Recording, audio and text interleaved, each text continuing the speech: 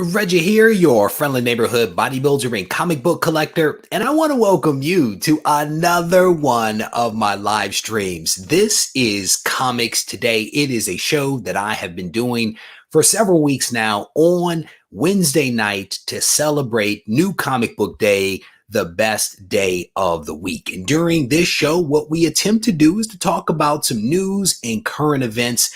And we typically have a guest or two that joins us for the show to help us to make sense of some things that are happening out there in the comic book world. And this show is like every other in that we are going to have a guest, and it will be none other than Jim Mint, and he will be joining us here relatively soon. So please stand by for that. I will tell you, as I kind of alluded to, this show has a format and a formula that I tend to follow. And what we were going to be talking about in this show is big things. And technically, by big things, I mean really expensive things. And we are actually going to do that. And that's part of the reason why I want Jim on here, because Jim likes, he has big statues and all that kind of stuff. So we're going to talk about some big things. But we are going to deviate just a little. We're going to deviate from what it is that we've been doing for the last couple of weeks. And we're going to do it because we have received some information from Mikey Sutton. And I want to give a huge shout out to Mikey and his website, Geekosity Mag, for sharing with me some leaked photos. And what we are talking about is essentially some photos that have been leaked from the set of the Hawkeye TV show for Disney Plus streaming service. And to my knowledge, these photos have not been seen anywhere other than where you're about to see them right now. And let me restate. When Mikey sent them to me a couple of hours ago, they had not been seen anywhere. Since that time, they may be out there now, but Mikey received these photos anonymously from someone that was on the set, and he shared them with me, and now I'm going to be sharing them with you. But before I show you those photos, what I want to do as I make my screen a little bit bigger here so that I can actually see it, I want to go over to Geekosity's website real quick. This is the site right here. This is an article that Mikey Sutton wrote just a few days ago, in which he highlights that Haley Steinfeld will be joining the Hawkeye set as Kate Bishop. And this is something that has been rumored for quite some time, I think, going all the way back, as Mikey cites here, to September 9th of 2019, when it was actually mentioned in Variety. They actually reported that she had signed on to basically play Kate Bishop. And so what Mikey did in this article that was released recently was that he highlighted that Haley might actually be indeed joining the show and would be potentially on set filming this week. And now we know for a fact that that indeed is going to happen. So we now know that Kate Bishop is definitely going to be in the Hawkeye TV show on Disney Plus, which may or may not further the rumors that the Young Avengers will eventually be making their way to the small screen at some point down the road. So again, huge shout out to Mikey for sharing that information with me. And now I want to give you guys a look at these photos of Haley on set. And I think this is actually in New York City. You can see her there with the actor that actually played Hawkeye in the various movies in the MCU. It looks like they are actually in the subway system. As someone that's been to New York several times, that appears to be the subway system. She is there with a dog, and she has a bow in her hand, and she is dressed in the Hawkeye color with the purple there going on. And I don't know what is happening in this scene. But these are some pretty awesome photos from the set. So he sent not just that one photo, but then he also sent, if I can do this correctly, he sent this photo as well. Somebody there with a North Face jacket, in the way of us being able to see Haley right there with a massive bow.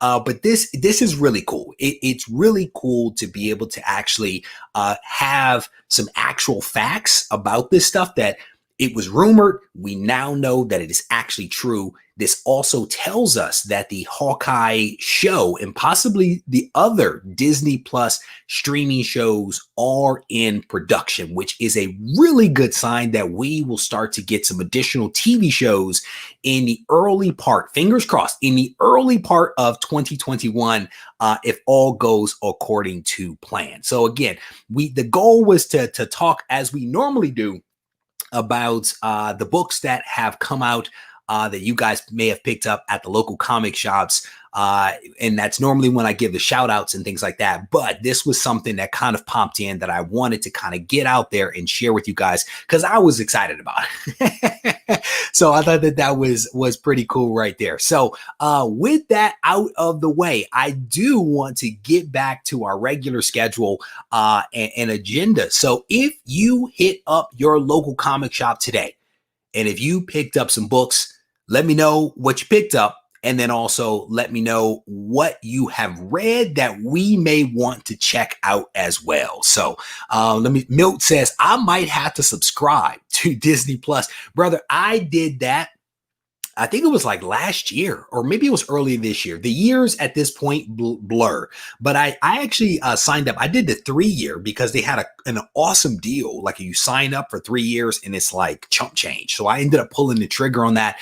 Do not regret that one at all. So what was this? Doug says, I missed the New York subways. What is this? Do Disney Plus shows drop all at once? I honestly don't know, Ed. Somebody may be able to tell you that. I don't know. Well, let me restate. I don't know how they plan to do it moving forward. They may do what we see with like the Mandalorian, where it's like every week we get one. Who knows how they're going to play this stuff out. So I think only time will tell. Mass Snow is like New York rules. So let me scroll down and see if someone picked up some stuff. Juggernaut, there you go, brother. Picked up KIB Secret. Something is killing the children. Put some books on hold for next week. That's what's up. Sometimes you got to do that. Gotham picked up King in Black. Very cool. Mass Snow is like, I picked up an iPad Air for digital comic book reading. Shout out to that one, brother. I am a huge fan of digital reading, mostly because I wake up after, 30, 40 minutes and the screen's still on, but that's okay. You can't do that with the comic book, but definitely can do that with some digital stuff. Disney Plus shows drop on a schedule. There you go. Matt Woods. Thank you, brother. I definitely appreciate that. Jay picked up Strange Academy. Jay Fink is like, my list is too long for you, Reggie, to outline it. That is a good thing. I'm pretty sure, Jay, that your local comic shop absolutely loves you. So Adam Close is highlighting a couple of things that he picked up. Thor, Firepower. He says he treated himself to an Avengers annual 10 today. That's a nice book. That's a nice book. Very cool. How you doing, brother? Local guy. If wait a minute, maybe not. I may be confusing my screen names and my real life names. So my bad. But he says Disney movies or TV shows release every week. Netflix drop all at once. There you go. All right, cool. So again, shout out to everybody that was able to get to the local comic shop to pick up some cool books. I was not able to make it to my local comic shop. Today was a crazy day. It was honestly a crazy day where I had nothing on my schedule as far as meetings go, but I was literally in video calls from like 7 o'clock until like 3:30. I don't know how it happened, but that was basically how my day went. Was not able to get to the local comic shop, but I will be there tomorrow. Doug picked up The Union, Erratic, and King in Black. I have to get Erratic. And there was a post that I saw at like 6 a.m. this morning when I was drinking my first cup of coffee. Somebody was talking about a free comic book day comic that might be the first appearance of Erratic. And I have not had an opportunity to dig into it, but I hope that they're wrong because I do not have that book, but I will have Erratic #1. So in the spirit of keeping us on track, I see that our guest has arrived in the green room. And as I mentioned at the top of the show, we are going to talk about some big things. That is essentially the theme of this show. And I wanted to invite this guy on because, as I mentioned, I think he released a video just recently talking about the big statues that he has in his collection. So I think that this meeting was meant to be. And so, Jim Mint, I want to welcome you to the show. How you doing, brother? I'm doing good. Can you hear me? Little low. A little low. We need to crank you up just a little bit. We cranking it up, guys. I got a new setup I'm working with. I may have to take the masthead off your forehead too. That's not a good look for anybody. Yeah, you're still just a little low. I'm a little low still, man. Sorry about that. I may be able to turn you up on my side if you can't tweak it on your side. Okay, here we go. Yo, can you hear me?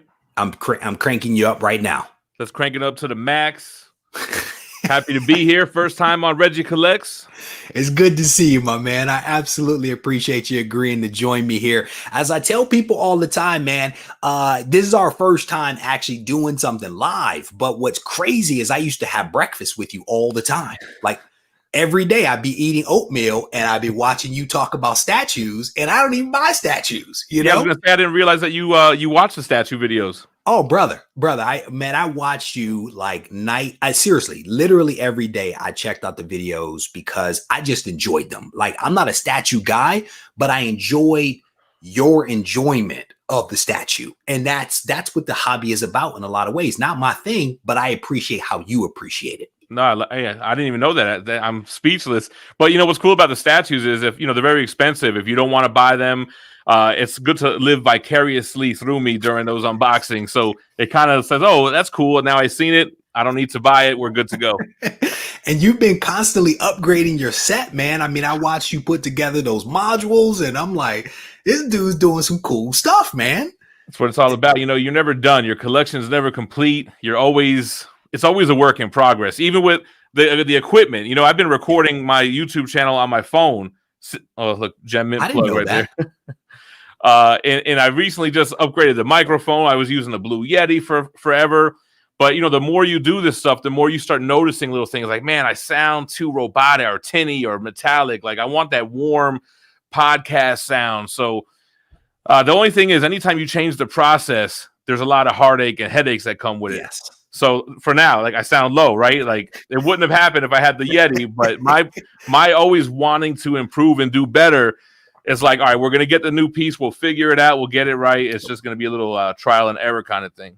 Brother, I can't tell you. I made a tweak and I had like 2 or 3 weeks worth of videos that were in low res. It hurt my heart. I wanted to go back and reshoot all the videos because I felt like I messed up, and it was in the process of trying to improve that I took a step back and had to readjust. So it happens, man. And thankfully you have a solid audience that is appreciative of what it is that you do and forgiving of these kinds of things. You know what I'm saying? So I wanted to have you on here, man. And I wanted you to come on to spend a little bit of time talking with me about the crazy news that dropped, what was it, like a week ago, with this first appearance of Batman that ended up selling for $1.5 million. And I'm curious, were you surprised by that number at all? Not at all, because what grade was it? It was a 6.0? I think that Joker was actually a 7.0. Yeah, so those books, it's rare that you see them in high grade. Sometimes you see a good 1.0, which nothing to scoff at, entry level, blue label, universal. But when you see a high grade, like, that's a real grail. Like, a grail is like, even if you had the money, it's not like you could just go and purchase this item. It's rare, it's scarce. It's the Holy Grail was one of a kind. So sometimes in collecting, I'm guilty myself. We could throw that term around loosely, but yeah, when you see a true grail, a 7.0 Tech 27, it was, right? Yes. Nothing would surprise me on that, so it went for 1.5 million. Man, I just always wonder, who are these rich guys that are into the same type of stuff I'm into, and how do I get in contact with them? What's funny is I had the same question. I was like, so, like, who is this guy that bought this book that just had a cool 1.5 just waiting for that opportunity? I'm like, who is this guy? I want to be his friend. If you spent 1.5, what do you got? Facts. Right? Because it's like, to spend $10, you got to have 100, right? If you're going to spend 1,000, you better have 10 grand. So it's like, you got to think about, but also that is a big piece. It's an investment piece, right? People buy art all the time, and that's crazy. And I don't understand the art world because, and I'm not talking comic book art. I'm talking about fine art. splattering the thing on Yeah. the canvas, and it goes for crazy money. But yeah, I don't think they're going to lose money with that unless the whole economy tanks, and then we're all in trouble anyway. So Yeah. I mean, it's a crazy amount of money. So I want to throw this up on screen for people that may not have seen this news. I mean, I don't know how you might have escaped it by this point, but I do want to throw this up here real quick. And you can basically see here, record $1.5 million paid for a Batman comic book at auction, and a copy of 1939 comic book Detective Comics number 27, the first appearance of Batman. Again, this was a 7.0. And what's interesting, I think I saw it in here, they actually highlighted here that the record was previously a $1 million copy for the same issue, graded at an 8.0, also by CGC back in 2010. And so again, that you can kind of see like $1 million for an 8. Now, 10 years later, the 7 is basically going for more, right? Yeah. That's an insane amount of money for people to spend, you know? When we talk about investment, so whoever bought the 8 right now, they know I could probably get 2.2, something like that. And I guess another reason it doesn't really surprise me, I do a comic weekly top 10 with Comic Tom, and it seems like the larger gap of time, the increase is going to be crazier. We talk about, what is it, Batman 181, the first Poison Ivy, that the same book in the same grade went from like 11,000 to 90,000. And you just know, like, if that stuff hasn't hit the market, it's a different market in 2020. Let me tell you something. I used to collect key issues. Yeah. I was into 9.8's Copper. I was into Spider-Man Villains, X-Men. I can't picture, and I have a little more well off now than I was then. And this is like 2014, 2015. I can't bring myself to buy these same books in the same grades that are going for like triple, like ASM 300 and a 9.8 selling for, what is it, $5,000 now? Oh, that price, I still don't quite understand that one. I remember that book. 1100 was on the high end. It was like a $900 to $1,100 book in 9.8. Then when it went to 2,500 during the first Venom movie, I was like, oh, these people are crazy. Whatever, waste your money. And now I'm like $4,000, $5,000. It's insane, man. It really is an insane amount of money. And there's no doubt about it. And it's one of those things where, just when you think that it's super high, you're surprised the next time around, So I don't know that I was surprised at the dollar amount for a book of its significance, right? Because it is a significant book. It's not like just some regular key that suddenly spiked up to that kind of money. You're talking about a book that, to your point, you don't see all that often, right? Because when was the last, and I think whoever at Heritage that looked at this book, I think they were kind of saying that this 7.0 actually presents a little bit better than the 8.0 in terms of the vibrantness of the colors and the whiteness of the back cover. It was even nicer than the 8, And let me tell you something. When collectors have that type of money, that's what they're looking for more so than the number that CGC gave it. They want centering. They don't want to miswrap. They want the page quality to be there. They want it to be a presentable book more so than just, oh, the graders gave it this grade that day, Yeah. And I mean, that is, and I just released a video recently about comics as a form of investment. And there is no doubt about it that book is a form of investment that will probably continue to increase in value. But I'm curious, from your perspective, do you think does that sale have any kind of ramification on the overall comic book market? Or is there such a separation between that and kind of sort of maybe what we do, the folks that are watching this show right now? Thoughts? Not at all. My thoughts are, anytime you have record-breaking sales, it's healthy for the hobby. Think about the other way around. Think about if this Batman, this Tech 27 undersold, how that would trickle down to lower books. It would be like, oh man, comics are going down. No one's buying this crap. You better dump them now. And then it's an unhealthy market. So I think it's great. I think the AF 1560 that just broke a record, I think 36,000. Something like that. I was getting scared of AF 15, man, but it had a big bump with Tom Holland. And I don't think, I'm not really a big fan of the Tom Holland Spider-Man movies that the MCU has made. And I think the market reflected that, because that book started to kind of level off and actually have some purple arrows on next to GPA, But seeing that sale is kind of like, it's a healthy market. It's a good thing for the hobby. I mean, it's not good because then we get priced out, but it's better than the alternative of everything kind of crumbling down. I think that's well said. And to your point, AF-15 was getting soft. I mean, that book was down this year 20 to 30%. But the challenge was you couldn't find one to buy.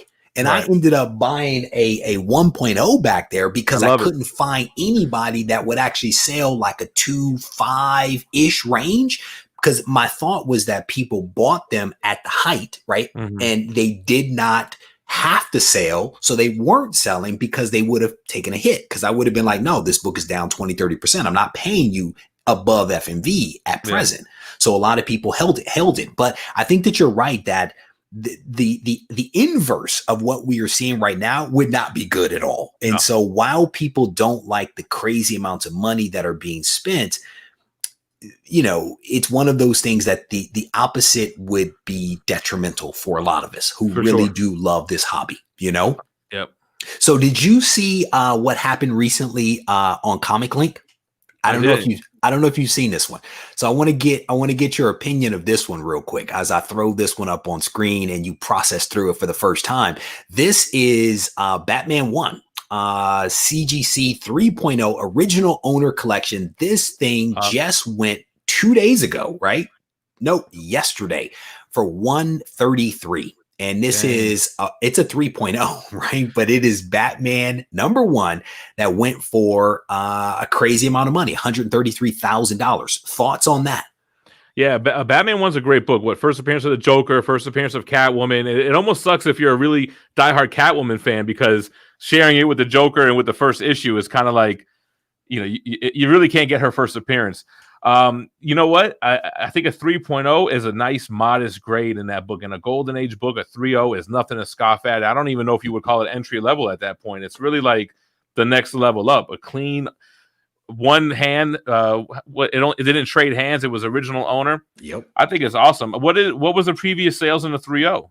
You know, I don't know. I didn't get a chance to look that up, to be honest with you. I bet you. Well, here's the thing: people who spend this type of money have money. It's not like it comes up and they're like, oh man, I got to wait till payday, right? So how often do you think a clean 3.0 blue label comes around? So that's why you're going to see books go for 130K. I bet you the prior sale, I wouldn't be surprised if the prior sale was like 80 grand, just because people are just waiting. And that's the book. The price, you know, it doesn't really matter. If you're spending $130,000, you're not going to really complain about a few bucks, you know? What's funny is, I think you know Nerdy Girl, right? Danielle. Danielle put that up. And of course, her comment was, don't forget, guys, I have a 4.0. I was like, dang. Yo, I was like, come on, man. Her collection never ceases to impress me. It's like when you're holding Marvel ones, like, all right, you won, you know. Brother, I sat there with her. She did a live stream with me, and she literally had $1 million sitting on the table in front of her. That's and so I'm crazy, like, man. I'm like, come on, man. But, you know, the thing about it is that there is just some crazy amount of money that is flowing into the hobby right now, just on all fronts, right? We talked the other day about Kickstarter raising $22 million for comic book related properties. To your point, we've seen several different, and to my point, several different recent auctions going for crazy amounts of money. And I've said it before, I think that this is a great time for us to be in comics because of all of the great property, you know, the intellectual property that's being put on the small screen and the big screen, the great prices that we're seeing, the great YouTubers that are out there putting out content. I mean, I personally think that it's a great time to actually be in this hobby.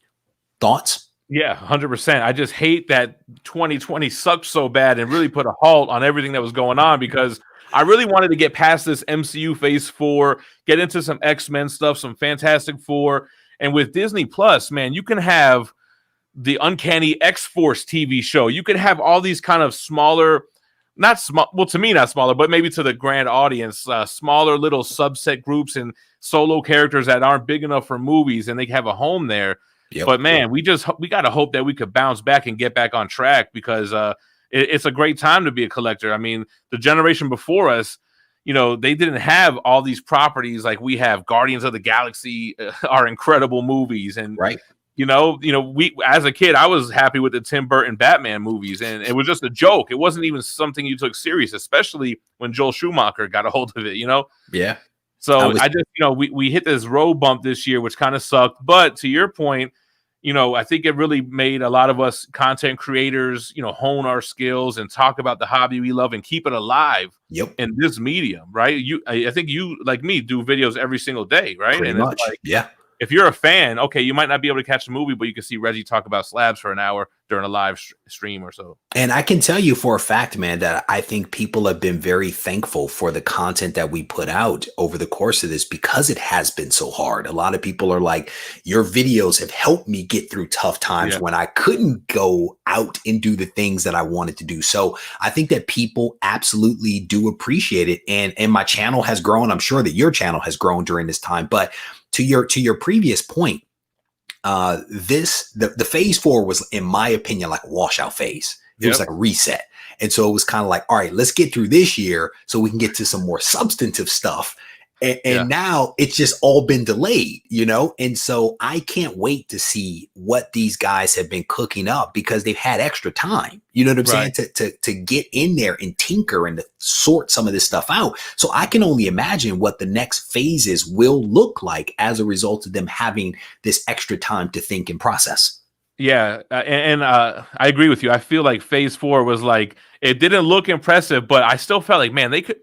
Multiverse of Madness has so many possibilities of the ramifications of that movie can trickle down and create what phase 5 will be. And then the teasers they could be having in Eternals with, Celestials and Galactus. Like, if you look at it at a glance, it looks a little bit stale because it didn't really have those heavy hitters that we were used to. But it has potential to be really cool, and especially set up these new franchises that they get to play with phase 5. Yes, indeed. I like to call it a palate cleanser.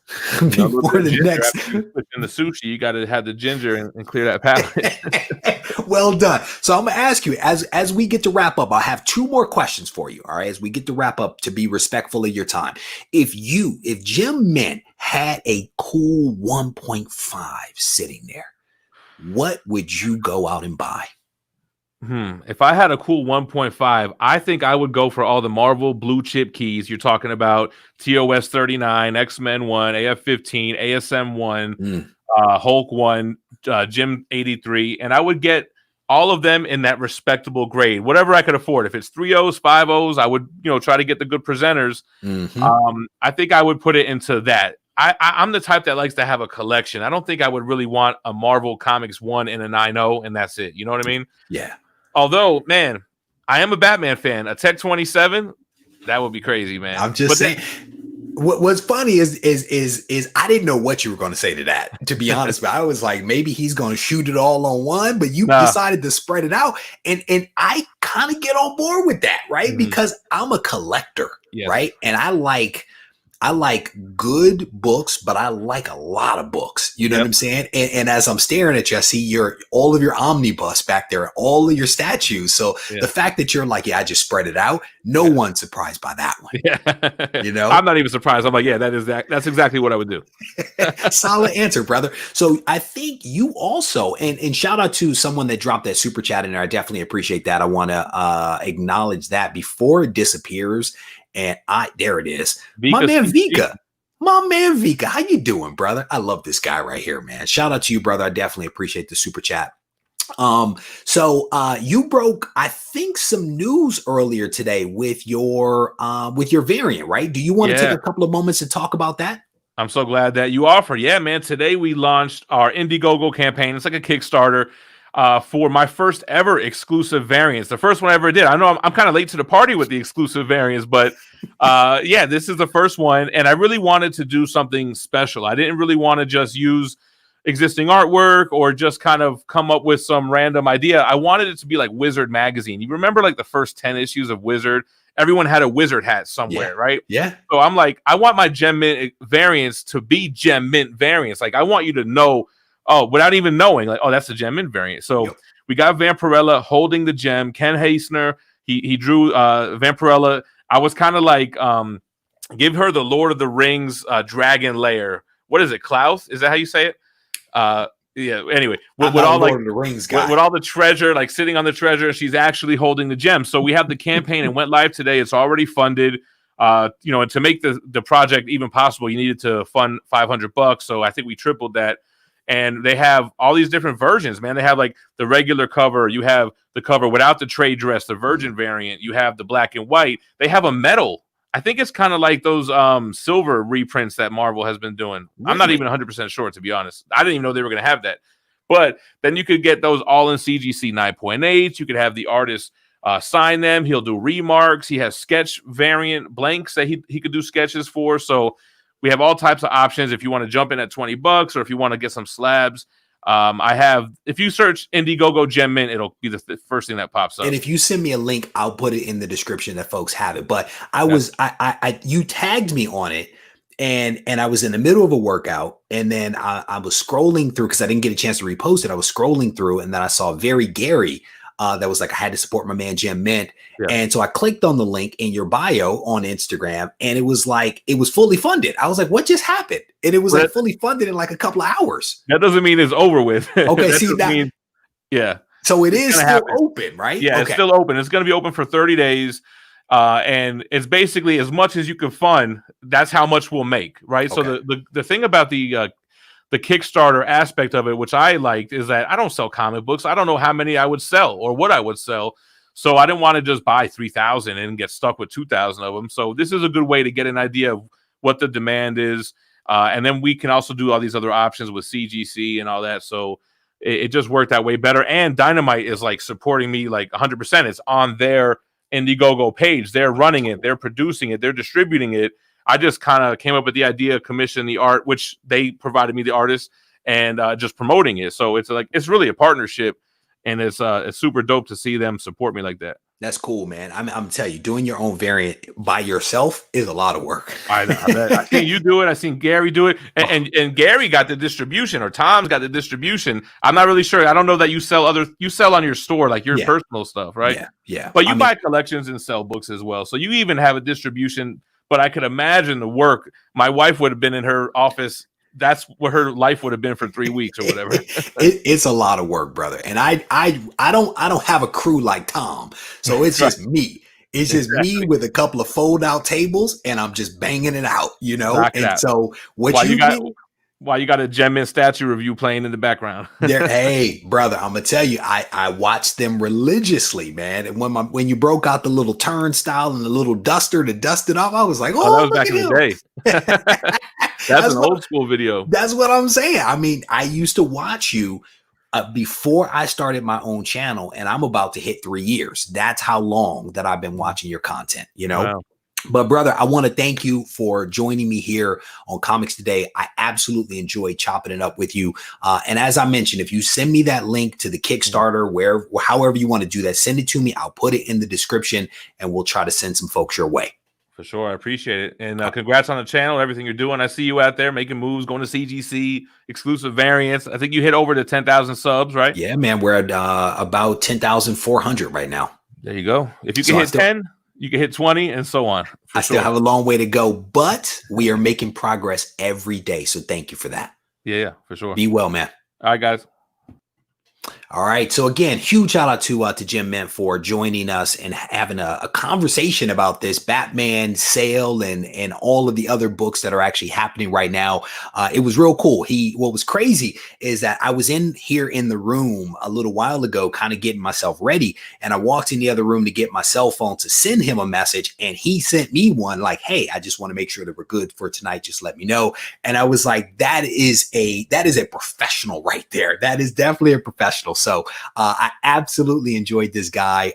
Thank you guys. And I wish we had a little bit more time, but you guys know how this show goes. It is a fast paced show. So my apologies for not hitting the comments like we normally would do, but we may have to have them back when we have a little bit more time to be able to walk through some of that stuff. But I hope that you guys enjoyed that conversation with Gem Mint. So the next thing that I wanted to talk about, and this will probably be a little bit of a brief conversation. I wanted to, as we mentioned, talk about some big things that are happening. So there was a piece of news that came out that I want to talk a little bit about, and it has to do with my man Jim Lee. And you guys know I am a huge fan of Jim Lee. So as soon as I saw this news, I had to spend a little bit of time talking about this one, and it specifically relates to original art. And I know a couple of people have recently picked up some original art. I know Master Blaster is like the king of original art. And so this one is for those of you out there that really dig original art. So what we found out is that Jim Lee's Uncanny X-Men issue number 268 recently sold for over $300,000. And again, I told you we were going to talk about some big things. This was originally released September 30th, 1990.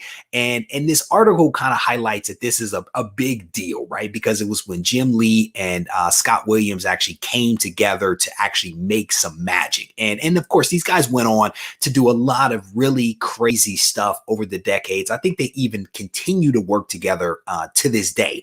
And thankfully, I have a copy of this comic in my collection, not the original art, but I do have the comic.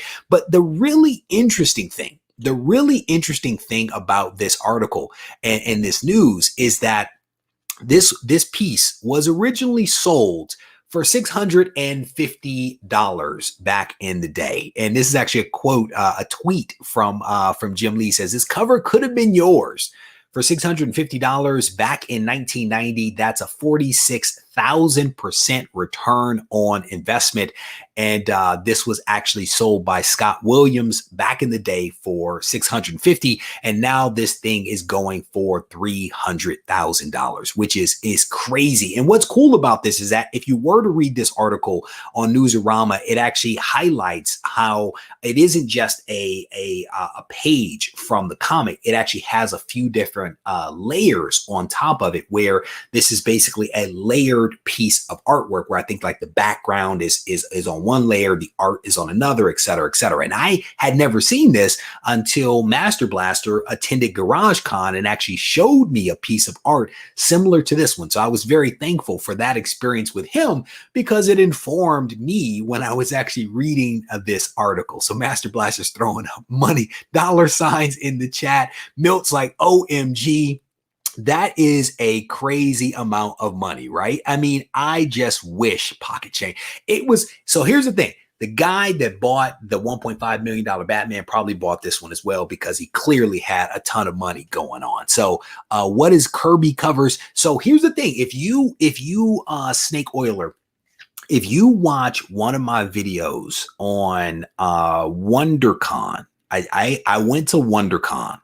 If you check that out, in that video, I do believe that I included some footage of some original art tables at WonderCon, because while I was there, I flipped through several portfolios full of original Kirby art. And literally every page at the time was being sold for like upwards of $30,000. Every single page seemed to be starting at $30,000, even for mundane pages. And there was one booth there that was literally nothing but artwork, including Kirby and Ditko and a lot of other really talented artists, just super expensive $1 million portfolios laid out on the table. And these guys let me go through them. So Joe is like, saw this article on Jim Lee a few days ago, I think. Let me see. What is that? I hope that gets X-Men 268 on the hot list. I got a few. Well done, Doug. Well done. You know what? Here's the thing. I to some degree or another, I think that original art has always been expensive, more expensive than maybe some of us are accustomed to. But I think that to some degree or another, kind of sort of what Jim was saying, with all of us kind of sheltering in place and not being able to go out and maybe do some of the things that we wanted to do, I think that people are really starting to spend their money on some of these things like original art and comics, right? I really do think that 2020, while it has been a little bit of a loser year, has ignited something, spending sprees on the part of people that are going out buying original art and stuff like that. So Snake Oil is like, lots of YouTube million. Scrolling down through some of the comments here, I am way behind, but I'm going to try to catch up on some of this. Wonder what his X-Men #1 linked cover goes for. Here's the thing. Has anybody ever even seen that? Has anybody ever seen Jim Lee's original covers for X-Men #1? Like, that's one of the challenges with original art, is that like somebody buys it and then it's out of the public view for like decades, if you will, until somebody decides that they want to sell it or need to sell it or whatever. I've never even seen that artwork. It has to exist, but I've never seen it. Young Matthew, the cover for ASM 55, the one with Doc Ock's face, is up for sale for a low 200 grand. One of my favorite covers. I absolutely love that cover. It at one point was hanging on the wall right here. I definitely dig that. I will tell you, young Matthew, when you pick that up, I will drive down to San Jose to hang out with you and that original art when you snag that one, because that one is dope. Jay is like, I could never let original go. Scrolling through, Master Blasters educating everyone on original art. Yeah, something like that. Or cheating people out of lots of books in exchange for original art. I mean, I don't know. Flip a coin. It's one or the other right there. I have the original. Do you really? Do you really, Steve? If you do, that's dope, man. That is all right. Let me scroll through, scrolling through some of the comments here. The guy that dropped that 1.5 million drove by Well done. Well done, L. Smith. Well done. If I find out that that dude has that art, I am knocking on his door. I don't really socialize, to be honest with you, a whole lot, but if he had that art, or that comic, I just want to see it. The funny thing that I started to mention to Jim Mint when he said, the guy or the person, because let's not assume, but the person that dropped 1.5 million for that comic, he's like, that person has to have a whole lot more than that in order to spend that kind of money. And I absolutely agree. The thing that I was thinking in my head is, who is his wife? If it is indeed a man, who is his wife? And what does she think about him spending that kind of money? Because he would have to have a whole lot of money for him to be able to spend 1.5 on a comic. I'm just saying, think about that.